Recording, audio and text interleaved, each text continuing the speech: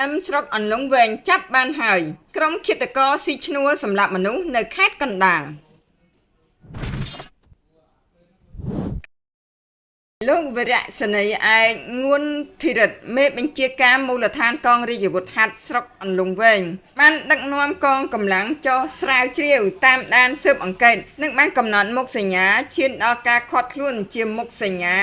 មេក្រុមឃាតករដែលបានស៊ីឈ្នួលសម្លាប់មនុស្សម្នាក់កាលពីថ្ងៃទី13ខែវិច្ឆិកាឆ្នាំ2017ស្ថិតនៅក្នុងព្រៃភូមិអូតាម៉េងឃុំអន្លង់វែងស្រុកអន្លង់វែងខេត្តឧត្តរមានជ័យសមត្ថកិច្ចបានឲ្យដឹងថាជនសង្ស័យដែលត្រូវបានឃាត់ខ្លួនមានឈ្មោះហៀបធីភេទប្រុសអាយុ48ឆ្នាំរស់នៅឃុំអន្លង់វែងស្រុកអន្លង់វែងដោយធ្វើការរឹបអូសបាននៅវត្ថុតាងរួមមានអាវុធម៉ាក K59 ចំនួន1ដើមនិងគ្រាប់ចំនួន6គ្រាប់សមត្ថកិច្ចបន្តទៀតថាជនសង្ស័យខាងលើជាមុខសញ្ញាស៊ីឈ្នួលសម្លាប់មនុស្សដែលសមត្ថកិច្ចបានតាមកំណត់មុខសញ្ញាដែលបានបាញ់សម្លាប់មនុស្សម្នាក់នៅភូមិត្បូងដំរីឃុំកំពង់ចម្លងស្រុកសាច់កណ្ដាលខេត្តកណ្ដាលកាលពីថ្ងៃទី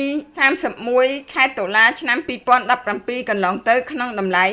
$3000អាមេរិកបើតាមចម្លើយពីជនសង្ស័យចំពោះមុខសមត្ថកិច្ចថា